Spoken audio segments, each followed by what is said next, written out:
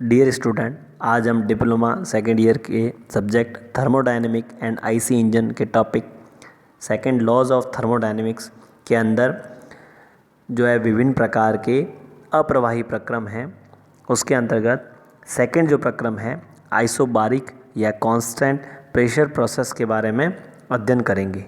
पिछली क्लास में हमने कांस्टेंट वॉल्यूम प्रोसेस या आइसोकोरिक प्रोसेस के बारे में अध्ययन किया था। आज हम आइसोबारिक या कांस्टेंट प्रेशर प्रोसेस के बारे में अध्ययन करेंगे। साथ ही specific heat at constant pressure, specific heat at constant volume और गैस नियतांक आर के बारे आपस में क्या रिलेशनशिप है उसके बारे में भी अध्ययन करेंगे। सबसे पहले हम देखते हैं सीपी, सीवी और आर में आपस में क्या संबंध है, उसके बारे में हम डेरिवेशन करते हैं। तो हम सीपी, सीवी और आर में जो हैं आपस में क्या रिलेशन है उसके बारे में देखेंगे कि चित्र में यहाँ पर एक सिलेंडर दिखा रखा है, जिसके अंदर यह एक सिलेंडर दिखाया हुआ है यहाँ पर, जिसके अंदर एक पिस्टन है जो कि 1 पोजीशन पे है और वहाँ से वो 2 पोजीशन पे जाता है। इसके ऊपर एक ये वेट, डेड वेट रखा हुआ है और पिस्टन है, तो यहाँ पर इस पर वेट कांस्टेंट लगा हुआ है और एटमॉस्फेरिक इस पर प्रेशर लग रहा है, तो एक पी कांस्टेंट प्रेशर जो है वो अप्लाई है। और हमने इसके अंदर जो है डेल्टा क्यू जो है वह हीट सप्लाई की। तो हम जानते हैं जैसे ही हम डेल्टा क्यू जो हीट है इसे सप्लाई करेंगे तो इसके अंदर आंतरिक ऊर्जा है उसमें वृद्धि होगी। साथ साथ में चूँकि जो इसकी बाउंड्री है पिस्टन के फॉर्म में वह मूव हो सकती है, तो हीट देने के कारण वह ऊपर की तरफ मूव होगी और इस पे जो प्रेशर डेड वेट के कारण और एटमॉस्फेरिक प्रेशर है वो कांस्टेंट अप्लाई हो रहा है। तो एट द कांस्टेंट प्रेशर यह पिस्टन इस तरीके से 1 स्टेट से 2 स्टेट की तरफ मूव करेगा जब हम इसे डेल्टा क्यू जो है उष्मा प्रदान करते हैं। तब इनमें रिलेशनशिप क्या होगा, हमने जो उष्मा दी है वो किस तरीके से किस में परिवर्तित हुई उनके बारे में हम रिलेशन निकालते हैं कि m kg पर इसमें जो है m kg पर गैस है जो कि स्थिर दाब पर है कांस्टेंट प्रेशर पर। डेल्टा क्यू हमने इसमें उष्मा प्रदान की, इससे 1 से 2 स्टेट पे आ गया है। इससे आयतन और तापमान क्या होंगे, वॉल्यूम V1 से V2 चला गया है, तापमान T1 से T2 चला गया है। तो उष्मा जो इसको दी गई हैं वो 2 प्रकार से उपयोग हुई हैं। कहाँ कहाँ पर, एक तो आंतरिक ऊर्जा में वृद्धि और दूसरा पिस्टन विस्थापन। किस किस में यूज़ हुई है, दी गई उष्मा जो है आंतरिक ऊर्जा में वृद्धि डेल्टा यू जो इंक्रीज़ हुआ है और पिस्टन विस्थापन यानी कि PdV जो डिस्प्लेसमेंट वर्क हुआ है वह। तो हम जानते हैं रिलेशन क्या होगा, चूँकि यहाँ पर हीट जो दी गई है, उष्मा जो दी गई है कांस्टेंट प्रेशर पर दी गई है, इसीलिए क्या होगा mc/dt जो होता है, तो यहाँ पे क्या हो जाएगा m क्या होता है mc/dt। यदि कांस्टेंट प्रेशर पे हो तो p, कांस्टेंट वॉल्यूम पे हो तो ये हो जाता है v। तो अभी हमने क्या दिया है कांस्टेंट प्रेशर पर, तो यहाँ पे हो जाएगा mcp डेल्टा t जो दी गई उष्मा इक्वल्स टू आंतरिक ऊर्जा में वृद्धि तो mcv डेल्टा t और डिस्प्लेसमेंट वर्क pdv। ठीक है, तो हम इसे लिख देते हैं mcp। टेम्परेचर चेंज क्या होगा, T2 हो गया है, पहले कितना था T1, तो डिफरेंस कितना हुआ T2 minus T1। mcv T2 minus T1 और वॉल्यूम में कितना परिवर्तन हुआ V2 माइनस V1, क्योंकि V और टेम्परेचर दोनों है पॉइंट फंक्शन है, इसलिए सीधा डिफरेंस निकाल लेंगे PV2 माइनस V1। अब हम क्या करेंगे, यहाँ पर जो ये रिलेशन आया है इसके अंदर यहाँ पर टेम्परेचर में टर्म है, यहाँ भी टेम्परेचर है, लेकिन यहाँ वॉल्यूम की टर्म है। तो हम इसकी वैल्यू जो है फाइंड आउट करें टेम्परेचर के फॉर्म में, तो सारी इक्वेशन में टेम्परेचर आ जाएगा। तो हम देखते हैं जो लाक्षणिक समीकरण है गैस की या जो कैरेक्टरिस्टिक गैस इक्वेशन है वो क्या होती है, P1V1 इक्वल्स टू MRT। तो P1V1 इक्वल्स टू MRT1 और P2V2 equals to MRT2। 2 state पे देख लिए अपने, फर्स्ट स्टेट है उस पर गैस की जो इक्वेशन है वो इसको फुलफिल करेगी। P1V1 इक्वल्स टू जिन दोनों का गुणनफल है वो MRT1 के बराबर होगा और दूसरी स्टेट के लिए P2V2 वो MRT2 के बराबर होगा। चूँकि यहाँ पर जो प्रेशर है वह क्या है, कांस्टेंट है, तो P1 equals to P2 equals to P। अलग अलग नाम देने की ज़रूरत नहीं है, P1 P2 एक ही प्रेशर है तो P हो जाएगा। तो हम क्या करते हैं, यहाँ से इन दोनों इक्वेशन को आपस में सब्सट्रैक्ट करते हैं, P1V1 और इसको आपस में हम माइनस करेंगे, तो P कांस्टेंट प्रेशर है तो बाहर आ गया, तो V2 माइनस V1 सेकेंड में से फर्स्ट इक्वेशन को सब्सट्रैक्ट किया है, तो P V2 minus V1 equals to क्या हो जाएगा, MR कॉमन आ गया बाहर, तो T2 माइनस ये T2 माइनस T1। तो इस तरीके से समीकरण जो आ गया क्या आ गया, PV2 minus V1 equal to MR T2 minus T1। ये यहाँ पर समीकरण में हम वैल्यू रख देते हैं। तो इक्वेशन क्या होगी, MCP T2 माइनस T1 बराबर MCV T2 minus T1 plus MR T2 minus T1। तो ये इक्वेशन इसमें रख देंगे तो क्या होगी वैल्यू, ये देखा हमने अभी, यह इस तरीके से जो इक्वेशन है वो आ जाएगी। फिर चूँकि जो है इसके अंदर से वैल्यू जब देखेंगे लेफ्ट साइड और राइट साइड में, तो यहाँ पर क्या हो रहा है T2 माइनस T1, यहाँ पर भी T2 माइनस T1, यहाँ पर भी T2 माइनस T1, तो बराबर के दोनों तरफ है तो यह कट जाएंगे, कॉमन लेके ये राइट हैंड साइड वाले जो है T2 minus T1 left hand side वाले से कट जाएगा, पीछे बचेगा क्या, और M जो है वो भी कॉमन लेके कट जाएंगे। तो बचा क्या, CP, क्या बचा है CP, CV और R। तो ये रिलेशन बच गया, क्या बचा है CP equals to CV plus R, यानी कि specific heat at constant pressure is equals to specific heat at constant volume plus gas constant. और इसे यदि CV को इस तरफ लाएंगे पक्षांतर करके तो CP minus CV equals to R। यह एक फेमस फार्मूला है, जहाँ भी हमें R की जो वैल्यूज़ फाइंड आउट लिखनी होगी कहीं पे भी, तो हम CP माइनस CV लिख सकते हैं। तो क्या रिलेशन हमें प्राप्त हुआ, CP माइनस CV हमेशा प्रेशर माइनस वॉल्यूम का जो स्पेसिफिक हीट है वो किसके बराबर है, गैस कांस्टेंट जो है R के बराबर होगी। यहाँ से हम देखते हैं एक रिलेशन और, कि हम ये भी जानते हैं कि जो CP है वो किसके बराबर होता है, गामा CV के। CP होता है वो किसके बराबर होता है, गामा CV के। तो ये वैल्यू हम यहाँ रखें यदि इक्वेशन में, तो क्या प्राप्त होगा, तो इधर है CP, उसकी जगह आ जाएगा gamma CV equals to right hand side में क्या है CV प्लस R। तो gamma CV equals to R plus CV। अब यहाँ से हम क्या करेंगे, CV को एक तरफ ले आते हैं, तो CV इज इक्वल्स टू क्या हो जाएगा, गामा माइनस 1। ये गामा CV जो है इस तरफ, इसको भी इस तरफ ले आएंगे तो क्या हो जाएगा, CV कॉमन ले लेंगे तो गामा ये बचेगा यहाँ से gamma minus 1 equals to R। अब गामा माइनस 1 को पक्षांतरण करके उधर नीचे की तरफ भेज देंगे डिनोमिनेटर में, तो क्या हो जाएगा रिलेशन, तो रिलेशन होगा CP is equals to R upon gamma minus 1।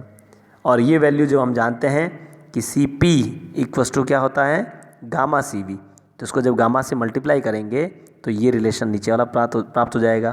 तो क्या होगा, यहाँ से रिलेशन मिला है CV is equals to R upon gamma minus 1 और CP is equals to gamma R upon gamma minus 1। Gamma जो है वो क्या है, कांस्टेंट है, जिसके लिए वैल्यू जो होगी इसकी वो क्या है, गैस के लिए 1.4 होगी, आइडियल गैस के लिए। तो इस तरीके से रिलेशन हमें 3 प्राप्त हुए आज। एक तो CP minus CV equals to R, और CV is equals to R upon gamma minus 1 और CP equals to gamma R upon gamma minus 1। इस तरीके से समय समय पर जो है हम जहाँ रिलेशन की ज़रूरत पड़ेगी वहाँ हम ये यूज़ करेंगे। तो CP CV और R में जो रिलेशन भी फाइंड आउट करना है तो कैसे करेंगे हम, कांस्टेंट प्रेशर पर कंडीशन मानते हुए, कांस्टेंट प्रेशर पर जो है कंडीशन मानते हुए इक्वेशन अप्लाई करनी है और उससे वो डेरिवेशन निकल जाएगा।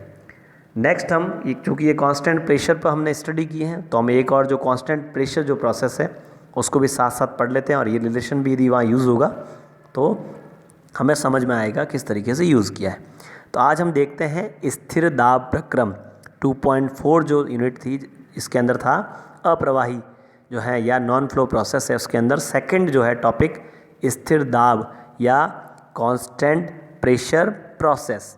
वो क्या होता है, ग्राफ के अंदर हम देखेंगे तो स्थिर दाब, तो क्या होगा, दाब कब स्थिर रहेगा, दाब कहाँ पर है, वाई एक्सिस पर। यह कांस्टेंट कब रहेगा, जब हम इसके पैरेलल मूव करें, यानी कि एक्स एक्सिस के पैरेलल मूव करें और सीधा यदि मूव करेंगे 1 से 2 के लिए तो क्या हो गया P1। यहाँ पे आप ग्राफ में वैल्यू देखोगे तो भी क्या वैल्यू आएगी, और P2 देखोगे तब भी वह इसी लाइन में आएगी। तो क्या आएगा, प्रेशर कांस्टेंट, यानी कि P1 is equals to P2, यानी कि P इक्वल्स टू कांस्टेंट।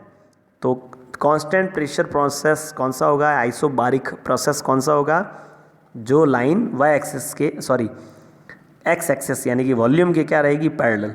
तो इस तरीके से हम कांस्टेंट जो प्रेशर प्रोसेस है, जो कि इससे पहले था पिस्टन के अंदर हम एक सेम वेट उसके ऊपर रख दें और एटमॉस्फेरिक प्रेशर लग रहा है, तो क्या होगा, वॉल्यूम जो है आपने वो इंक्रीज़ होगा लेकिन प्रेशर जो है कांस्टेंट रहेगा। और कांस्टेंट वॉल्यूम के अंदर क्या था, हम उसको दबा के रख रहे थे तो प्रेशर इंक्रीज़ हो रहा था लेकिन वॉल्यूम वही रह रहा था।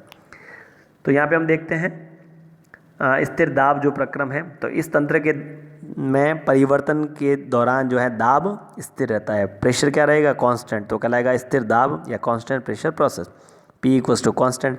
आयतन जो है वो परिवर्तित हो सकता है, यहाँ देख रहे हैं हम, यहाँ पे होगा तो V1 और यहाँ पहुँच गए तो ये आयतन हो जाएगा V2। ये चेंज हो रहे हैं प्रारंभिक और अंतिम आयतन। अब आदर्श गैस समीकरण हम लगाते हैं, P1 V1 upon T1 equals to P2 V2 upon T2। चूँकि यहाँ पर प्रेशर जो है वो कांस्टेंट है तो P1 equals to P2 cut जाएंगे, क्या बचेंगे, V1 upon T1 equals to V2 upon T2। यहाँ से हम T2 जो वैल्यू है वो फाइंड आउट कर सकते हैं, क्या होगी कि T2 equals to T1 into V2 upon V1। तो यहाँ पे हमें अननोन जो है टेम्परेचर T2 वो हम फाइंड आउट कर सकते हैं।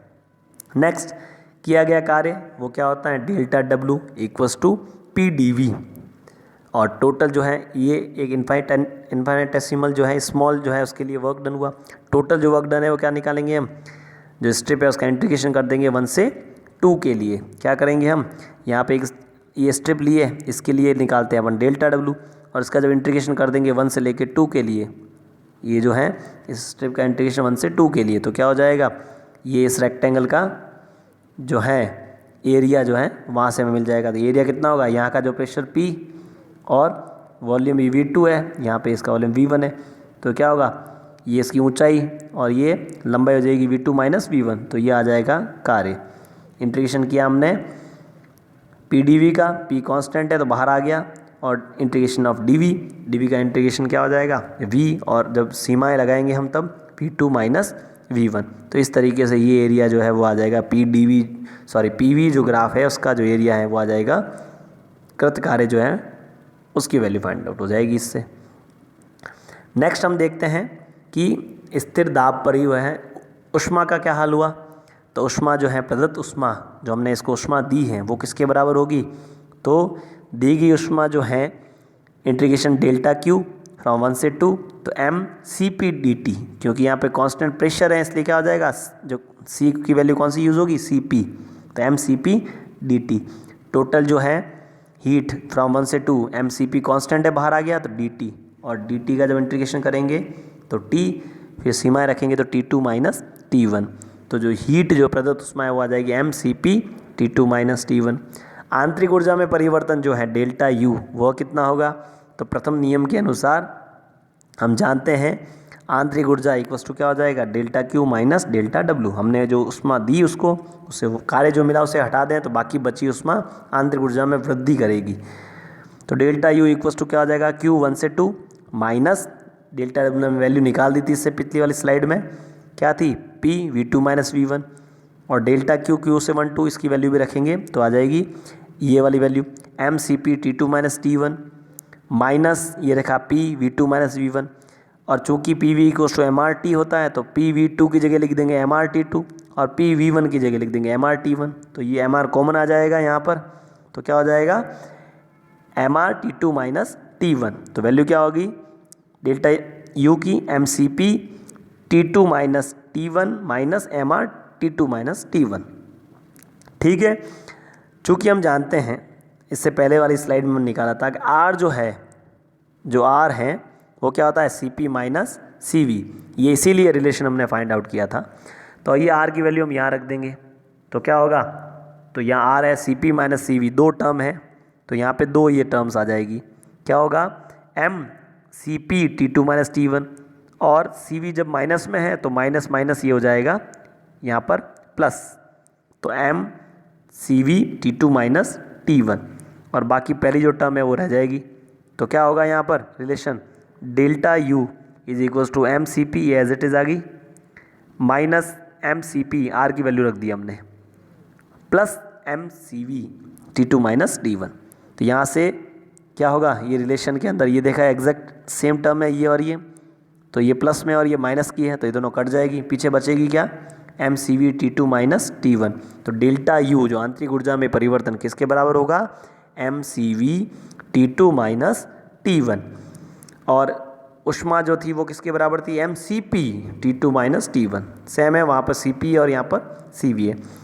इससे एक यह चीज़ भी सिद्ध होती है कि आंतरिक ऊर्जा में जो परिवर्तन है या जो भी है वो केवल तापमान पर निर्भर करती है। तो यहाँ हमने देखा कि रिलेशन स्टार्टिंग में जो है, यहाँ पर स्टार्टिंग में रिलेशन में ये प्रेशर और वॉल्यूम ये टर्म भी थी यहाँ पर, लेकिन हमने जब इसको कैलकुलेट करके फाइनल निकाला तो इसमें जो टर्म है वो सिर्फ क्या है, टेम्परेचर की। m और Cv जो है वो क्या है, कांस्टेंट है। तो जो आंतरिक ऊर्जा है वो किस पे डिपेंड कर रही है, केवल तापमान पर। किस पे डिपेंड करती है, सिर्फ और सिर्फ तापमान पर जो है आंतरिक ऊर्जा वो निर्भर करती हैं। बाकी वैल्यूज़ चेंज होने से आंतरिक ऊर्जा में परिवर्तन नहीं होगा। इस तरीके से हमने आज कांस्टेंट प्रेशर पर, स्थिर दाब पर वर्क डन निकाला, जो कि कितना हुआ, PdV या PV2 माइनस V1। फिर हमने निकाला जो है ऊर्जा जो है प्रदत्त ऊष्मा वो कितनी हो जाएगी, mCp T2 माइनस T1। और जो आंतरिक ऊर्जा में परिवर्तन mCv T2 माइनस T1। इस तरीके से आज हमने स्थिर दाब, कांस्टेंट प्रेशर या आइसोबारिक प्रोसेस के अंदर किया गया कार्य जो है उस दी गई ऊष्मा और आंतरिक ऊर्जा में परिवर्तन के लिए जो है फॉर्मूले फाइंड आउट किए। नेक्स्ट क्लास में हम अन्य जो प्रक्रम है उनके बारे में अध्ययन करेंगे। धन्यवाद।